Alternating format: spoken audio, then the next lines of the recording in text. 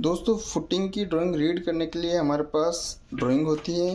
तो इसमें हम कैसे देखते हैं कि कौन सी फुटिंग क्या साइज़ की है और उसमें कौन सा सरिया यूज़ हो रहा है, कौन सा कंक्रीट यूज़ हो रहा है। तो सबसे पहले हमारे को क्या करना है, हमारे पास एक ड्राइंग रहती है, उसके अंदर यहाँ साइड में जनरल नोट्स लिखे रहते हैं, ठीक है ना। तो एक बार हमारे को नोट्स ज़रूर पढ़ लेना है, ठीक है। तो आप देखोगे मैं यहाँ पर नोट्स शो कर रहा हूँ आपको। इसमें मेन चीज़ क्या देखनी है हमारे को, बाकी तो सारी डिटेल दे रखी है। सबसे मेन चीज़ है एक तो ये कवर्स वगैरह, ठीक है ना। जो ये कवर दे रखे हैं कि फुटिंग में हमारे को 50 mm लेना है, कॉलम में 40 लेना है, बीम में 25, ग्रेड स्लैब में 25 mm, फिर आरसीसी वॉल में 25 और पेडेस्टल के अंदर 50 mm ये कवर ब्लॉक हमारे को यूज़ करने हैं। और बाकी इसमें और भी चीज़ें दे रखी है कि हमारा जो है सोल बेरिंग कैपेसिटी जो होती है वो कितनी क्या होनी चाहिए, वो अलग अलग लोकेशन के हिसाब से वेरी करती है। तो हमारे को मेन इसमें क्या देखना है, तो कवर ब्लॉक देखना है और इसमें हमारा मिक्स ऑफ कंक्रीट कौन सा यूज़ किया हुआ है, जैसे यहाँ पर M25 लिख रखा है, ठीक है। तो हमारे को यहाँ पर जो फुटिंग कास्ट करनी है वो M25 कंक्रीट के अंदर कास्ट करनी है। जनरल नोट्स के बाद में दोस्तों हमारे को फुटिंग का साइज समझना है कि ये फुटिंग, ये जो ड्राइंग है इसके अंदर क्या चीज़ दे रखी है, ठीक है। तो हम कोई भी एक फुटिंग ले लेते हैं जिसका हम साइज समझते हैं, ठीक है। तो ये जैसे मैं यहाँ कर इसको पास ले जाता हूँ, 1 मिनट, ये ब्लर हो रहा है, मैं इसको आपको समझाता हूँ। देखिए F11 फुटिंग है, ठीक है ना। ये क्या है, ये F11 फुटिंग है। तो इसके अंदर हमारा साइज क्या दे रखा है, इसमें 3.8 मीटर है ना, 3.8 बाई 3.8, ठीक है। तो ये हमारा फुटिंग का ऐसा हो गया। ये फुटिंग के चारों तरफ ये हमारे टेपर फुटिंग है और बीच में ये कॉलम हो गया और इसका नाम क्या है, F11। अब F11 को समझने के लिए हम एक बार इसका शेड्यूल देखना पड़ेगा। फुटिंग का शेड्यूल दिया रहता है हर ड्राइंग के अंदर। तो हम शेड्यूल की तरफ आ जाते हैं, ठीक है। तब यहाँ पर देखिए ये हमारी एक साइड में फुटिंग की नेमिंग हो गई, F1, F2, F2A, F3, F4, ठीक है ना। ऐसे करते करते अब हम कौन सी देख रहे थे, F11 फुटिंग, ठीक है ना, F11। तो F11 कहाँ है, वो यहाँ पर दे रखा है क्योंकि वो पेज छोटा पड़ गया।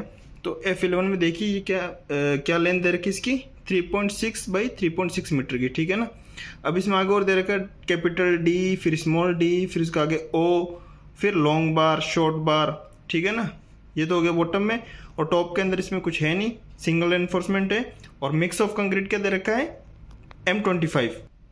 अब टेपर फुटिंग के अंदर दोस्तों हमारे को ये समझने के लिए कि ये कैपिटल D क्या है, स्मॉल d क्या है और ये O क्या है, ठीक है ना। तो इसको समझने के लिए हमारे को इसका प्लान और सेक्शन देखना पड़ेगा, ठीक है। तो इसमें क्या करते हैं, हम प्लान और सेक्शन पर आ जाते हैं। ये देखिए अगर मैं इस फुटिंग को टॉप से देखूंगा तो ये मेरा प्लान हो गया, ठीक है, फुटिंग प्लान हो गया।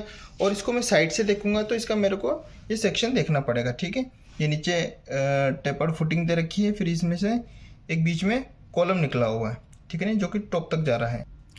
अब टेपर वाली फुटिंग के अंदर आप देखिए यहाँ पर शो कर रखा है कि इसमें ओ क्या है, कि जो कॉलम से ये जो स्ट्रेट लाइन जा रही है, ठीक है ना, ये स्ट्रेट लाइन जाने के बाद में फिर ये टेपर से आएगा इधर, ठीक है, दोनों तरफ से। तो ये जो स्ट्रेट पार्ट है इसको उन्होंने क्या डिनोट किया है, ओ से डिनोट कर रखा है। और इसमें कैपिटल D क्या है, कैपिटल D यानी कि यहाँ से लेकर यहाँ टॉप से बॉटम तक जो इसका बड़ा वाला पार्ट है, इसमें दो पार्ट होंगे। एक तो ये बड़ा पार्ट ये है, यानी बड़ी थिकनेस ये है, और छोटी थिकनेस ये साइड में टेपर होने के बाद में। तो जो बड़ी थिकनेस है वो हो जाएगी हमारी D, और जो स्मॉल थिकनेस है वो हो जाएगी हमारी स्मॉल d, ठीक है। और इसमें दो चीज़ें और दे रखी हैं, शॉर्ट बार और लॉन्ग बार। तो क्योंकि हमारी स्क्वायर फुटिंग है 3.6 बाई 3.6 मीटर की, तो इसमें लॉन्ग और शॉर्ट बार का कोई कंसेप्ट ही नहीं रहेगा। तो अपन आ जाते हैं अपन एक बार इसमें प्लान के अंदर, ठीक है। ये फुटिंग का प्लान है, तो इसमें हमारी एक तरफ एक लेंथ हो जाएगी, एक विड्थ हो जाएगी, और इसके अंदर कैसे कैसे हमारे को सरिये प्रोवाइड करना है। अगर आपकी रेक्टेंगुलर होती है तो शॉर्ट बार ऐसा आ जाएंगे और लॉन्ग बार ऐसा आ जाएंगे, ठीक है। और इसमें ओ हमारा कितना दे रखा है, 75 mm, 75 mm का हमारा ऑफसेट दे रखा है इसमें। अब इसकी एक बार सरिये की डिटेल समझ लेते हैं। तो वापस शेड्यूल में आ जाते हैं और यहाँ मैं आपको दिखाता हूँ। देखिए हम F11 फुटिंग देख रहे थे, तो F11 फुटिंग में आप देखोगे लॉन्ग बार यानी एक सिंगल जाली इसके अंदर। तो लॉन्ग बार हमारे क्या दे रखा है, 12 mm का जो डाई ऑफ बार है, 12 mm का सरिया 75 के सेंटर टू सेंटर तो दे रखा है लॉन्ग बार के अंदर, और 12 का ही सरिया 150 के सेंटर टू सेंटर दे रखा है शॉर्ट बार के अंदर, ठीक है ना।